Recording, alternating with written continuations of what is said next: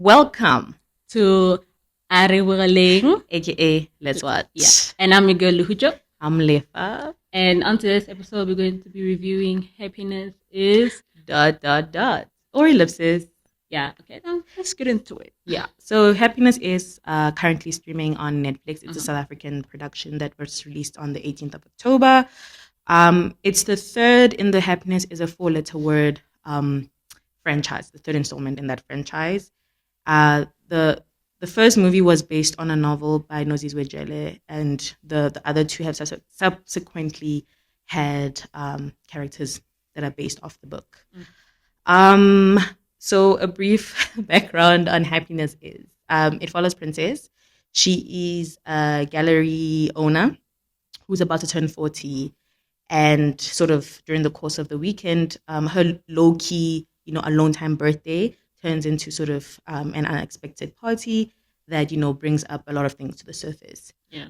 So I guess we should preface this by saying, this is a spoiler episode. So if you haven't watched Happiness Is, please pause now and come back when you're done. Yeah, and also just a disclaimer out there, these are our own opinions about this. So take this how you want to take it. Just don't fight with us. With a grain of salt. Oh, do fight. We do like fighting. We'll meet each other in the parking lot. Okay. Okay, so if we look at this whole thing, I think it is 90 minutes. Yeah, and no, I'm saying like the genre, I'll put it under, I'll say like a rom-com. Yeah. Ish. It's more like a romance drama. Yeah, like a romance and then sort of drama, or drama being the main plot and then romance being the subplot. Yeah. So a rom drama. Yeah. A rom drama. And so this one has a new director. The two directors directed Fatal Seduction and The Wife, that is on Showmax. Fatal Seduction is on Netflix. It's on Netflix, yeah. And I would recommend anyone to go watch it. It was like released last year, so all of it is there. Yeah. And then some of the writers, let me just pull up my notes, have written on things like, they've written on things like Housekeepers, Unmarried, Rockville. So it's a production that has a lot of talent, like both in front of the camera and behind the camera. Yeah. So it was a little bit disappointing in a lot of parts.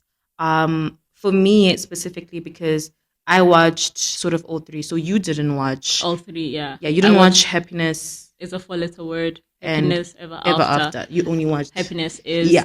And I have to say that like I saw some part of the marketing where they used if you're on TikTok, they used the George, where's the Gucci shoe? It's a whole story. Like George, Happiness is knowing where your Gucci shoe is. Yeah. Well, you know it. No, I just sort of thought the way the title is, it's like sort of like you fill in what happiness is to you. Yeah. Is what I took from the title. Okay. Now, if we just get into the characters, I'm gonna start with Princess. From a point of view of someone who didn't watch the other two movies and only basing it off this third one, I'll say that Princess is just, how can I put it? Like, she's just a character that I guess you're supposed to root for, but not much is given for you to root for her, if you get what I'm saying. Mm-hmm. Like, I'll say that she self-sabotages herself sometimes. Self-sabotaging. Yeah, and she is delusional. And how can I say it? Also, I don't think, this might be a little bit mean, but I don't think she really has a backbone, because if you wanted a weekend alone, you should have stood your ground and said, I want a weekend alone. Yeah. Overall, she didn't really give me anything, because like, you're turning 40. What is your next step? Because 40, you're still young at 40, but like, what do you want to do after that? So for me, I would say that I think it felt like Princess's character was regressing, especially from the two previous movies. She's always been a person that was very like sure of herself and kind of went for things that she wanted. And then she got pregnant by this addict guy, but still stood her ground and was very much kind of like protected by her friends. Yeah. And the latest one, it felt like she was letting things happen to her. So I agree to your point that she was just like she was letting things happen to her, instead of, you know, being very like strong-willed and kind of staying true to herself. Yeah. So, and like I think to a point, I understand maybe why she's confused in her 40s, because as someone who's about to turn 30, I'm still very confused by a lot of things. But I think with her especially, she was someone who was sort of like anti-tradition. You know, she was a person who was like a commitment phobe, you know, was raising this child on her own. And now she is co-parenting with Leo. So you would assume that, you know, she's still kind of like anti-tradition, but she's a 40-year-old successful woman, and she's asking herself, you know, where is companionship? And I don't know, it just felt like, you know, a regression of the character. And then we'll delve into the other characters who are new. Yeah, which is like Tumi, Sab, Sub-Zero, Tony, and Nelly, and what's the other girl's name? I forgot the other girl's name, but part of that crew. So I think this movie is 90 minutes, right? It shouldn't have so many things happening at 90 minutes. Yeah. And I think for me, it was also buying into new characters again, because the only characters that are returning from the previous films is Princess and her baby daddy, Leo. Everybody else is new. So, yeah. So I tell feel us who you gravitated towards, maybe, if you did. To be honest, none of them. Got it. I didn't gravitate to any of them because, like, you know, if I just start with Tumi, she didn't want a relationship, but she loves Sabelo. She should have stuck to that. Sabelo wanted a relationship, but he gets hurt easy. And I guess one thing about it is that, when you're hurt by someone from a previous relationship, obviously you're going to base your next relationship off that hurt. Yeah. So when you do that, obviously your relationship is not going to progress. So I feel like Sabelo and Tumi were not good for each other. You know, Nelly and Leo. I have a problem with the storyline of two addicts falling in love, because like they could be bad for each other, but also they can be good for each other. So finding out like almost 20 minutes left of the movie that Nelly was also a drug addict, it's just like, okay, so I guess, Nelly is the muse that pulled Leo out of the abyss and all of that. It felt a little bit cliche, you know, for me. Tony and the other girl, they were just there as the party favors, I guess. You know, like normally there's a character for comedic reasons. Yeah, reasons were like comedic relief. Yeah, these ones were party favors, and they didn't really bring that. There was just two people. Tony, obviously, he's older than the other girl, and so his childish behavior also threw me off, because like, dude, you're almost 40, or you're already there, and you're acting this way. So I didn't gravitate towards any of the characters. I feel like they didn't bring anything. They were all one note. It's characters that you've seen in a lot of things. So now it's just like, okay, how can one of them like bring out this character? But they didn't really bring anything out for me, to be honest. And I think that's also the confusing part. So firstly, it's sort of like the writers just threw everything, you know, against the wall, and whatever stuck there. Yeah. Because if you are going to do something that is sort of dramatic but also romantic, like you need to kind of find sort of like where you're towing. You can't be having so many characters and so many subplots, because then some of them sort of undermine the other ones. I think for me, I was a bit frustrated because I did want to focus on maybe Tumi and Princess's relationship, and then maybe just focus on how Princess is kind of accepting herself as someone who's in her 40s, who is trying to find a new direction, something that makes sense for her. That would have made sense, as opposed to now we're looking at Tumi and Tumi's relationship with Sabelo, and then Sabelo's relationship with his people, and then Leo's relationship with his new partner. So it was just like a convoluted mess. It felt very clunky. It felt very cluttered. It was too busy, and it distracted me from like kind of remembering that this is about Princess. Like it just kind of shifted away from that. So now we'll be talking about Leo, Lehutso's not favorite character. Honestly, I feel like my only problem with Leo is just how the actor portrayed him. It was so boring. It had no depth. It was just up and up and down and down. Like, you know, when a character is just like one dimensional, you're just like, oh, okay. It's very stereotypical. Like It a lot is. of South African productions do that, where they Like the artist was a drug addict and now or the artist wears like overalls and really like and has paint dreadlocks. splattered. Yeah, paint splattered. Exactly. Paint splattered clothing, has like a septum or like an interesting kind of piercing, and it's all about like, yeah, no, you know, you need to be free. Like very stereotypical portrayal of an artist. Yeah. To be honest, like when I saw the dreads and found out that his occupation is artist, I was like, God, not another blood and water, because kill me now. Okay, now the chef. So Princess has a new love interest, but this it was one. wasted because not much. You know, they didn't have enough time to establish him as like.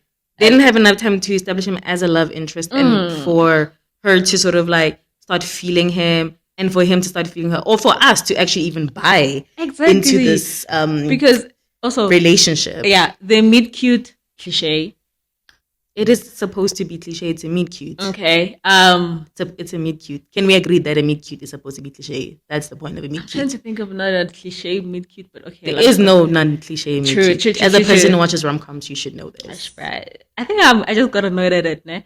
But okay. I think they're also trying to do enemies to lovers because they did have a heated argument when that happened. But the enemy ended the minute he walked into her mother's house. Yeah. That's when it ended. Like that's when it ended. So literally they had that meet cute, and then that's when they had like heated arguments, and even then it didn't feel sort of like romantic or like there was tension. It just felt like just two people arguing, very irritated with each other. The next thing you know, she's sleeping on his shoulder. The next thing you know, they're kissing in the closet. The next thing you know, she says what a person said that life begins at 40. Girl.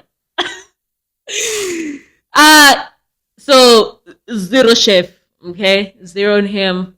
They could have done a lot more if they cut down on the subplots. To be honest, I agree. Yeah. And speaking of subplots, I think the part that was also a little bit confusing was on Princess and Leo. Yeah, I think it's really frustrating because, like, the part that I still am trying to wrap my head around is how is it that someone like Princess, who, you know, likes stability, would want to jeopardize that because apparently she got a sign that she's supposed to be with this guy.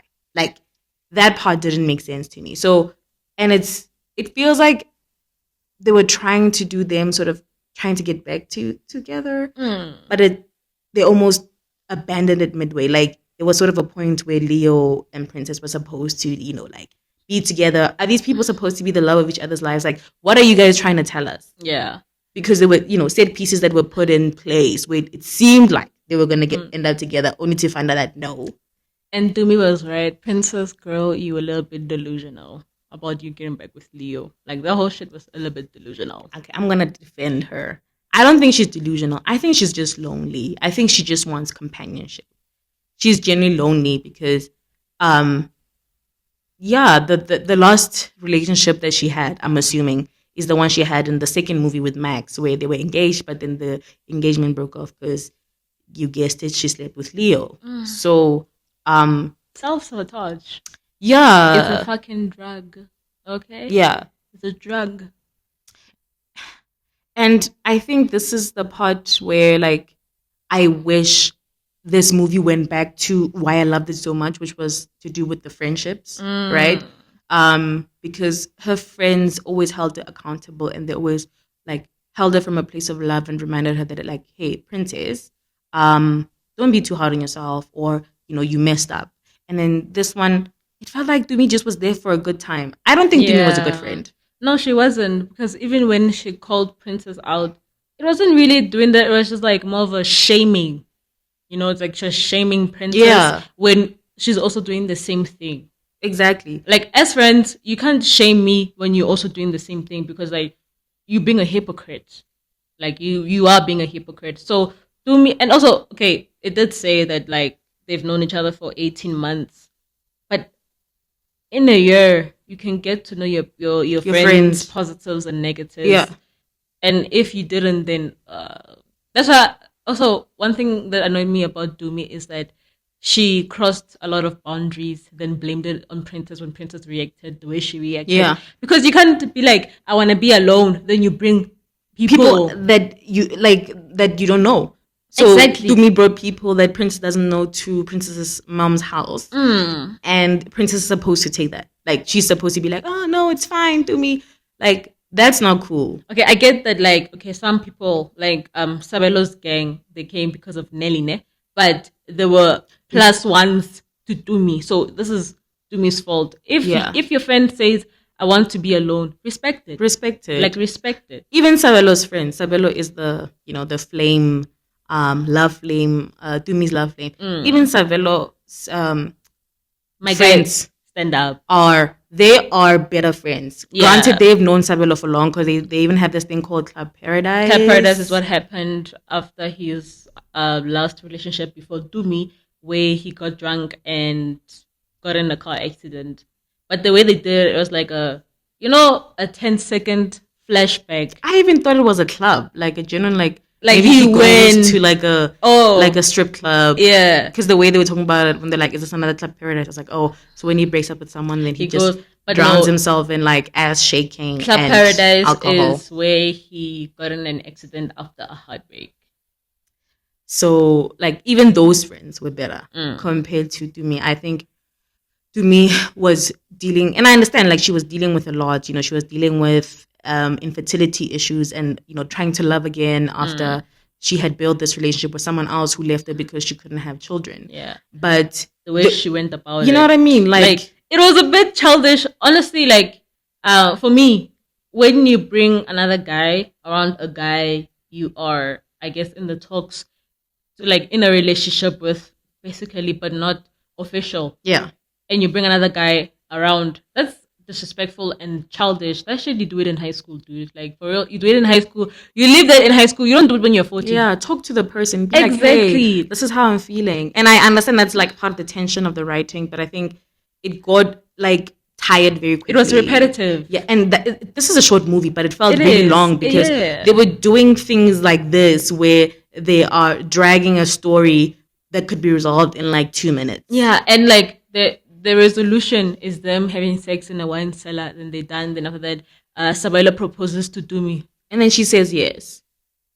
Which is like, okay, so all this time when you were having that reservation, now you're saying yes to the marriage. Very unrealistic, but very rom-com coded. Yeah. So I guess realistic in the rom-com universe, I guess. Also, another thing that was childish for me was when, when they were playing charades, Princess revealed the secret that Nelly's pregnant.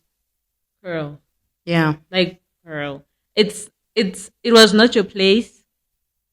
It's none of your business. And that was fucking childish. Like, this movie annoyed me because there were some parts where you're like, you're supposed to be grown. Yeah, I know. You're 40. You can't, like... Or almost 40. You don't know how to act 40, but fuck. Be mature about it, dude. Like, leave it alone. Okay, sure, or pull Leah to the side, or pull Nene to the side. Exactly. You know what I mean? Like, there's things... Yeah. See, this is also the other problem, is that this movie felt like they were kind of reflecting a story of people that are like in their early 30s or like late 20s rather, as opposed to people that are like in their 40s, people that have established careers, have established home lives, have children, and then they go around acting like this. So that's why I'm saying it was a mess. It could have been nice. It could have been nice. As a fan of the first one, I'm heavily disappointed in this one. You know what I would have done, like in terms of writing, with the Nelly being pregnant and Princess finding out, I would have taken that opportunity to sit down with Nelly, talk to her, and also like get to know Nelly, because you can't hate a woman because she's dating your baby daddy, like your ex. Like that's stupid actually. Like hating a woman for dating your ex, that's dumb. So if they went about it like, okay, Princess, sure, doesn't have to like Nelly, but she could just help Nelly and tell her that, okay, if this is how you feel, like be her support system, because the other girl, what's her name? That one. Yeah, her, right? she was supportive. She's a good friend. Yeah, actually. she was supportive. Yeah. So if they could have done it like that way, I feel like the movie would have been a bit better. But no, they went a childish route. So, what's your final thoughts? My final thought happiness is okay. I just wanna let me just ask you this, right? What do you think was the overall? Damn, I can't even say this. The overall message about this. For me, I do think it was talking about, firstly, like alluding to the title. What is happiness to you? Happiness is you fill in the blanks. But specifically looking at Princess, I think it's also about being able to pivot when your life is not where you thought it was going to go. I think it is important to learn how to pivot. You don't have to do things the traditional way. Yeah. And it's okay to not have everything that you thought you'd have at a certain age. Like Princess for me is like she's inspiring because, she's so successful and she's such a good mom and she's such a good friend. Yeah. Like the fact that she does not have a romantic partner does not make her less. It makes her enough. And she is loved by other people in her life. So just being able to kind of be like, I am enough. And yeah, that's my thoughts. What was the message for you? For me, maybe I took it the wrong way. Probably did. But I feel like the message wanted to be, you can find happiness anywhere. It doesn't have to be with a companion. It doesn't have to be with a friend. You can find happiness within yourself. You can find your happiness within your friends, within your companion, your child, your family. I feel like that was the message I got-ish. But this one, it was just happiness is a desperation for some people. Got it. And final rating for us, it is getting a 2 out of 5. It's getting a 2 out of 5. Yeah, not even a 2.5. This is like a 2 out of 5. We love the set design. Well, I love the set design, and I thought Renate Stuurman, who plays Princess, is beautiful. So that's mainly where the points are going. Otherwise, everything else is blech. Wow. Can definitely give it a skip or play it in the background just to support local folks. But yeah, I would not recommend. Thank you for listening. Yeah, definitely. Thank you for listening. This is our first episode. Yeah, episode 1. Our sister podcast. We did it! And we'll see you in episode 2. Have a good night, or good morning, or good day. Bye! Wait, no. Say like Truman. Good morning, good evening, and good night. Wait, good morning, good evening, good night. Good morning, good afternoon, and good night. Wait, did you watch the Truman Show? Just say bye, guys. Bye.